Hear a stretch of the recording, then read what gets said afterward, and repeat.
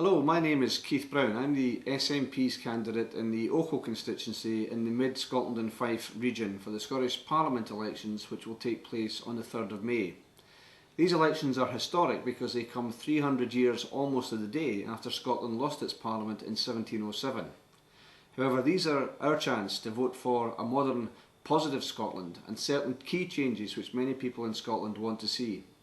To give one example, the council tax is something which currently hits many people very hard every year, especially people on fixed incomes. The SNP proposed to abolish completely the council tax, taking out of the equation all those pensioners who currently don't receive any income on which to pay income tax. That means that 90% of people will be better off under the SNP's proposals. We will completely abolish council tax, which means next year you will have no council tax demand. A second change that we want to see is the giving to people of 16 years age and over the right to vote at these elections.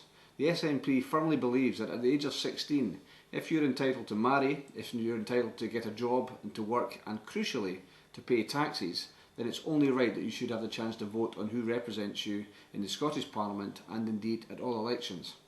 So those are two of the key changes, but more than that, we want to change the nature of Scotland. We don't want to see any more of the wars such as the Iraq War or the war in Afghanistan, where George Bush and Tony Blair decide between them that young Scottish soldiers will go off sometimes to their death or injury, and in many cases without the proper equipment to fight a war in the first place.